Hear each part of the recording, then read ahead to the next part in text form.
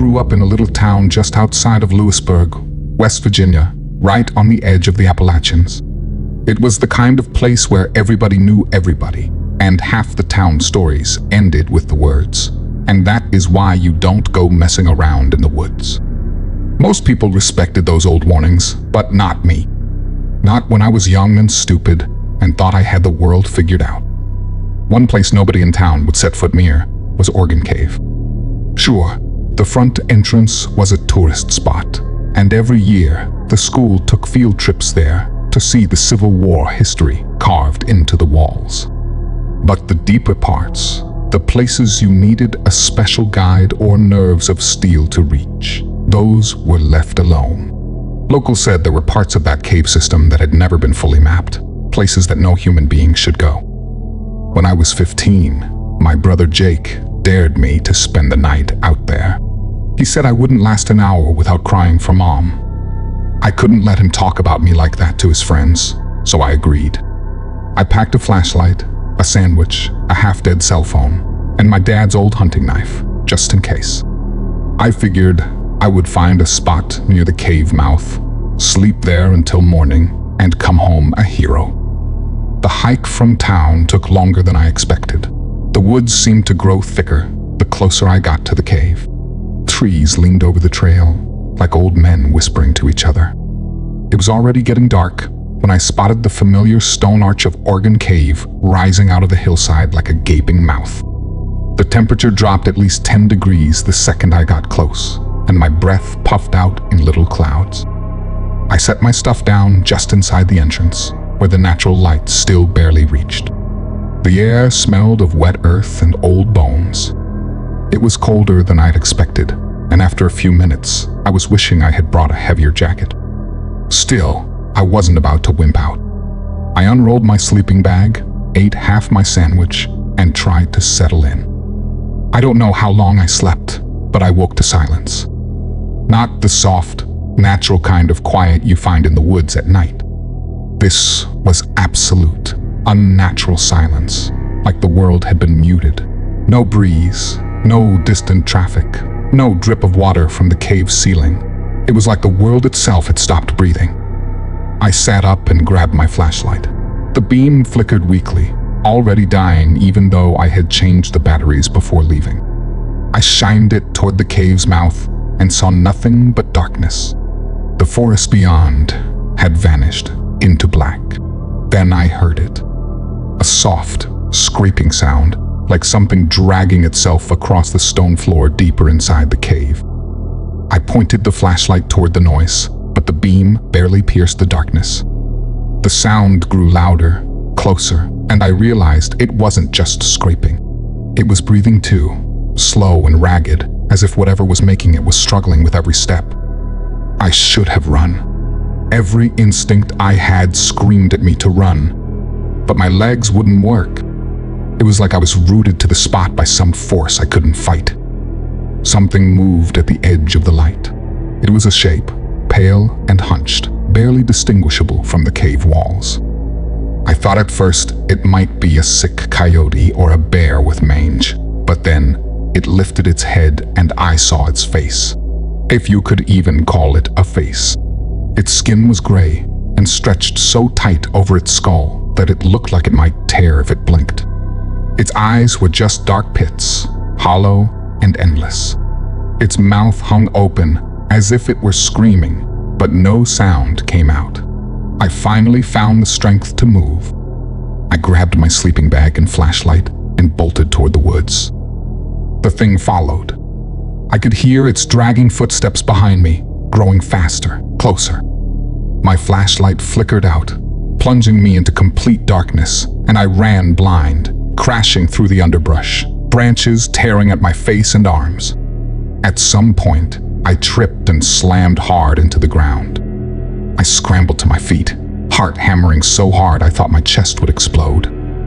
I could hear it breathing right behind me. I ran again, guided only by the faint slope of the land. I remembered that the highway was downhill, and if I could just keep running downward, I would hit the road eventually. It felt like I was running forever, but finally, mercifully, I saw headlights in the distance.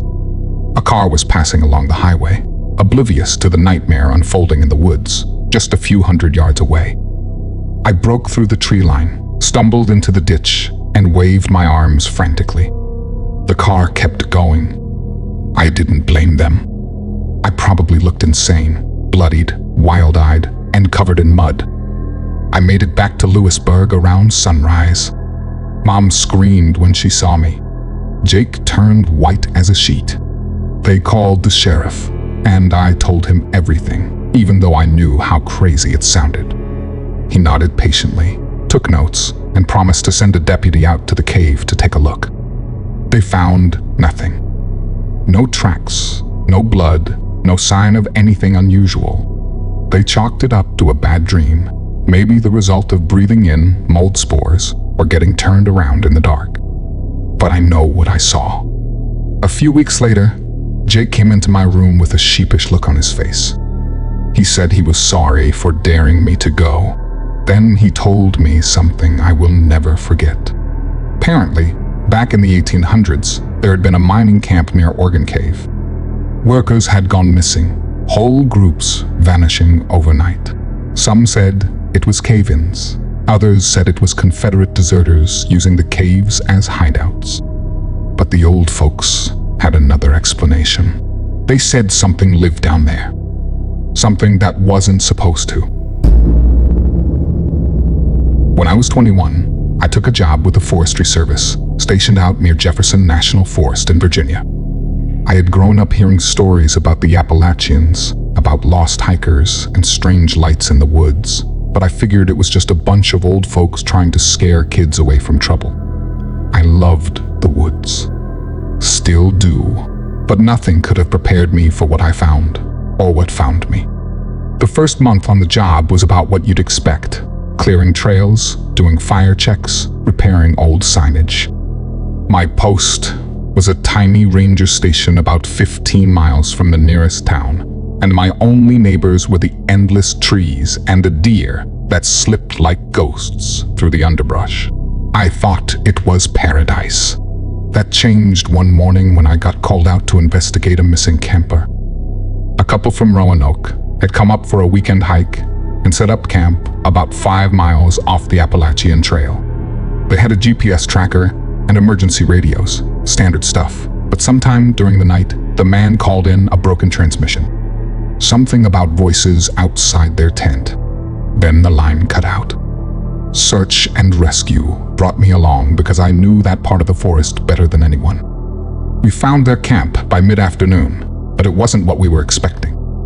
The tent was slashed open from the outside, flaps hanging loose like dead skin. Their gear was still there, backpacks, boots, even their food.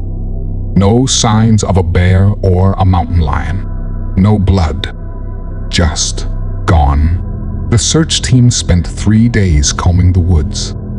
Dogs picked up a trail leading northeast, but lost it less than a mile in, like the couple had just vanished. After a week, they called off the search. Another statistic, another mystery for the Appalachians to swallow. It should have ended there, but it didn't. A few nights after the search wrapped up, I was back at the ranger station, finishing up some paperwork when I heard something. It was faint, barely audible over the hum of the old ceiling fan, but it was there. A tapping. I looked up, expecting maybe a branch against the roof, but the tapping came again, sharper this time, like fingers drumming against glass. A cold sensation climbed up my spine when I realized it was coming from the window behind me. I turned slowly, muscles tightening, and stared. Outside, barely visible in the moonlight, was a face. It was filthy, smeared with mud and something darker. The skin was pale and stretched thin over sharp bones. The eyes were wide and empty, staring at me with a look I couldn't put into words. And then it smiled. I jumped out of my chair, a sick feeling rolling through my gut, and grabbed the rifle we kept locked behind the desk. When I looked back, the face was gone. I swept the clearing with the rifle, but there was nothing.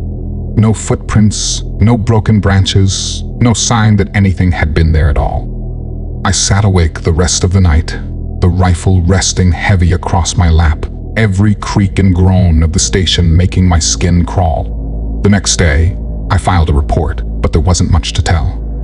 Strange tapping at the window. Possible vagrant.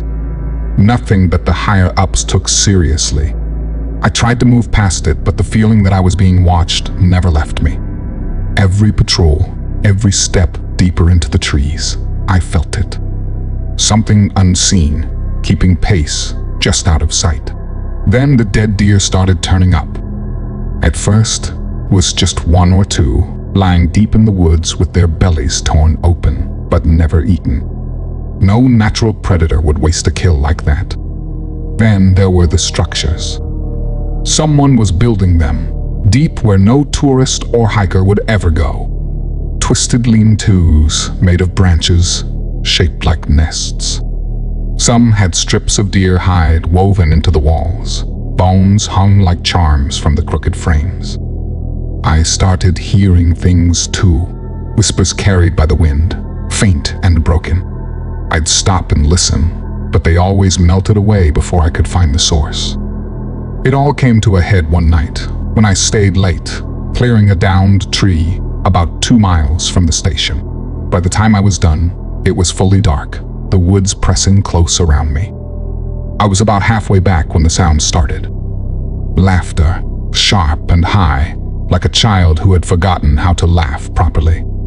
It echoed off the trees, impossible to tell where it was coming from. I froze in place, cold sweat breaking out across my back. Another laugh, closer this time, then another and another, until it felt like the whole forest was giggling just beyond the trail. Panic coiled in my stomach, and blood roared in my ears. I turned and ran. Branches clawed at my face and arms. Roots snagged my boots, but I didn't stop. I could hear them behind me, dozens of footsteps slapping against the dirt. I crashed through the trees into the clearing around the station, lungs burning, vision swimming. Keys shaking in my hands, I barely managed to unlock the door before throwing myself inside. The station went dead silent around me. Then came the scratching. It started low, just at the bottom of the walls, but slowly crept upward. Nails dragging across wood, tapping at the windows, shuffling against the door. I turned off the lights and crouched behind the desk, pressing my back against the cool metal filing cabinet. The rifle clutched against my chest so tightly my arms ached. I stayed like that for hours, barely breathing, listening to them circle the building. At some point, I heard something heavy land on the roof, the whole structure groaning under the weight. Footsteps scraped across the shingles, slow and deliberate. Right above me. Sometime before dawn, they left. I waited until the sun was full in the sky before moving. When I finally dared to step outside, the clearing was empty. But carved deep into the door, where I hadn't seen it the night before, were 4 long gouges, like claw marks. And at the edge of the trees, just where the woods thickened again, someone had stacked a crude cairn of rocks and bones. I packed my things that same morning, filed a transfer request, and got out of Jefferson National Forest without looking back. I haven't spoken about it much since then. When people ask why I left that post so suddenly, I just say it was too lonely. But I still think about them. The ones who never came down from the hills. The ones who stayed wild. And sometimes, when I go hiking near the smaller trails closer to home, I swear I hear laughter in the woods again. I grew up fishing Watauga Lake every summer with my dad, way out in Carter County, Tennessee. The lake sits like a shard of glass in the middle of the Cherokee National Forest, ringed by steep hills and thick woods that seem to stretch forever.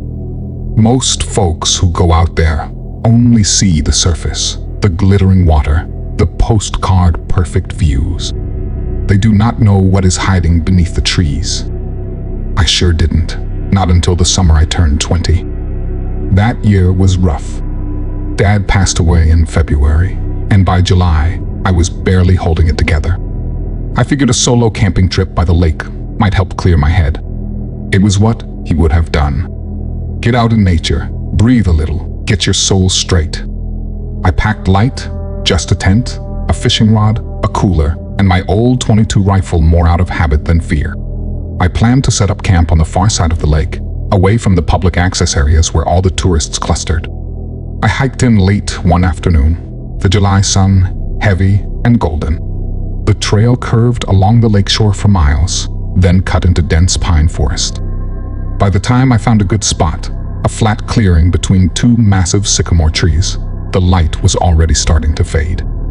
I got the tent up quick, built a small fire, and sat by the water, eating a cold sandwich, listening to the cicadas whine in the trees. The lake was still as glass, the far shore a dark wall of forest. It felt peaceful. For a while. I was cleaning up after dinner when I heard it. A splash. Not the gentle plop of a fish jumping. Something heavier, farther out. I stood up, scanning the water, but saw nothing. A loon maybe, or a beaver slapping its tail. I shook it off and went back to my camp. It was just after midnight when something woke me. At first, I thought it was a dream. A low, wet dragging sound, like something heavy pulling itself over rocks. My eyes snapped open, and I lay there, not moving, listening. The noise came again, closer this time. I reached for the rifle beside my sleeping bag, my fingers clumsy with fear. Every muscle in my body tensed until my bones ached. I unzipped the tent as quietly as I could and poked the barrel of the gun out first, peering into the moonlit clearing.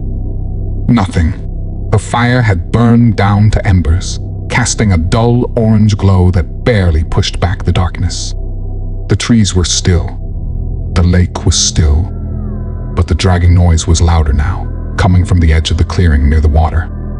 I crept out, staying low, moving toward the fire where I had a better field of view. Then I saw it. At first, I thought it was a man crawling out of the water on all fours. But as it moved into the glow of the dying fire, I realized how wrong I was. It was tall, maybe 7 feet if it had stood upright, though it hunched low to the ground. Its skin was slick and greenish, like wet moss stretched over muscle. Its arms were too long, ending in hands that looked more like claws, long fingers splayed wide. Its legs were bent backward at the knees, just like a lizard's. But it was the head that froze me in place. Long, flat, with slitted nostrils and a mouth full of jagged teeth.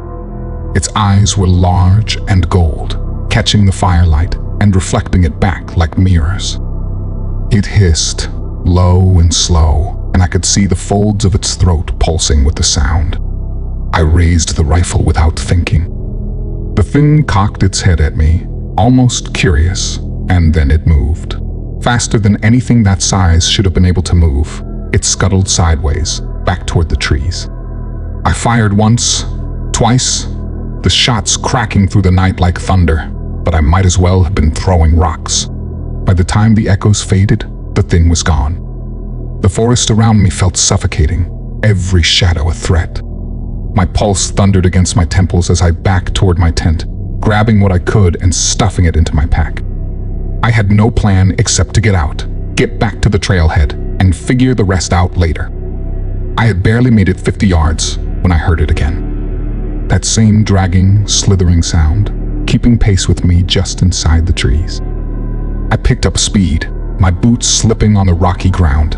Every few steps, I caught flashes of movement in the corner of my eye. Gold eyes watching from the dark. Branches snapped, something heavy crashing through the undergrowth. I sprinted, the strap of my pack biting into my shoulder. I don't know how long I ran. The woods blurred past me in a mess of shadows and panic.